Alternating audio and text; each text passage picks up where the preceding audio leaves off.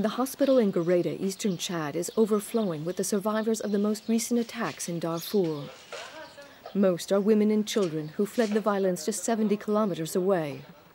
They say the Janjaweed attacked and later planes dropped bombs on their homes. Ashua's young daughters were caught up in the fighting. One has lost a leg and the other daughter will likely lose hers as well. I really don't know what to do. My home was burnt, and my children are sick, and all I want is for them to be better.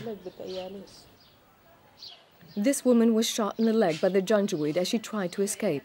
Pregnant with twins, her husband tried to get her help, but she lost the babies. After they shot at me, I went into labor that night. My husband tried to find a horse to take me to a doctor, but he could only find a donkey. Eventually, we arrived at Birak in Chad. These stories have become sadly familiar. It's estimated that more than 200,000 people have been killed in the Darfur conflict since 2003, and more than 2.5 million have fled from their homes.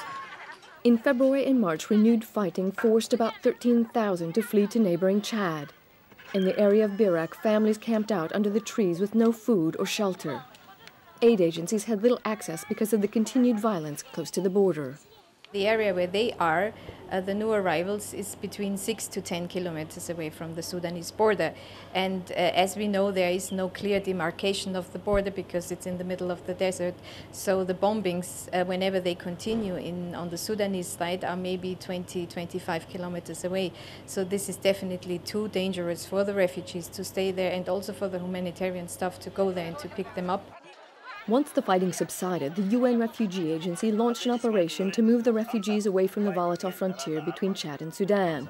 However, a continued military presence in the town gave greater urgency to the transfer operation. In the midst of the transfer, the refugees became aware of another military attack across the border. First helicopter gunships were seen on the horizon, followed by plumes of smoke. We absolutely want to be transferred to a refugee camp. We can't stay here. We are suffering too much. It's very worrying. There is no security here. Since early March, more than 5,000 Darfur refugees have been transferred to camps a safer distance from the border. Kunungu camp is now filled to capacity, and Mila camp will be expanded to accommodate a further 4,000 people. Many of these refugees have been displaced more than once and now say they don't want to return. There are about 250,000 refugees from Darfur living in 12 camps in eastern Chad.